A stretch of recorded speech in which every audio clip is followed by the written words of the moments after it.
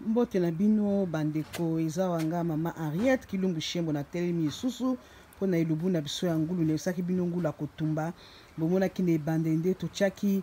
poireau céleri tochaki tomate concentré tomate à kopo wana po epesa ngo couleur olengulu ezala pembe ebimisi couleur nango ebimisi couleur ya moi rouge ngulu na biso wana totumbi yango wana esili totokisaki yango nanu tobaki bandeko foko tokisaka ngulu po ngulu ezaka makambo ebele totokisaki ngulu na biso nde te kopoza ngo siko na moto akotala na première nde na bandaki akoyeba ndenge akosalela yango ngulu na biso tolingi te ezika bino moyebi moto makalere moko ezikisaka nazobimisa yango na moto natia ntango nakobongisa yango nakokatakata to moto na moto akomikatela nakopresente bino o épisode de ya ngulu na biso ya kotumba sikoyo ngulu yango wana ngulu na biso yango wana bomwe ndenge ezwi couleur ya kitoko nakobimisa ngulu na ngai na moto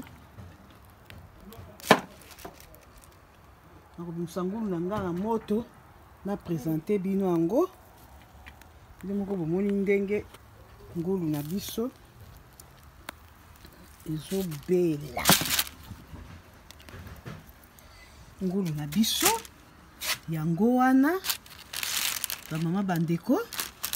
ngulu na biso yango wana ebeli ngulu na biso akotumba mbote na Nadine Bola papi Bola famille mobimba bokotakota na Henriette Kilumbu Shembo bomi abonné na chaîne na ngai soki bozangi bokote pa Nadine Bola ngulu yango wana ebeli kitoko ngulu akotumba wakotaki na premier épisode akolanda mbote na sinkara bomi abonné na kosenga na bamama nyonso baza na Australie bapapa nyonso baza na Australie na kati ya mboka pefawa soki azoluka bato akolamba ntango ya feti na ye mariage anniversaire mariage ya 30 ans de mariage communion à mwana baptême abeng service Henriette Kilumbu Shembo TV azana groupe ne bakolambela bokobeta masolo niko na sema na bababa bamama bote benye banafanyaka mafeti kabiko na tafuta muta kupika chakula nazoba na Swahili po atoka Swahili na Lingala kama ko bata kupika chakula mutwite Henriette Kilumbu Shembo TV kona service yake bataka kupikia mzuri yote meni nyonso bokoluka ekoute pa na bino meni yote tatoka kwenu merci akisanti ngulu na ngai ya kotumba bye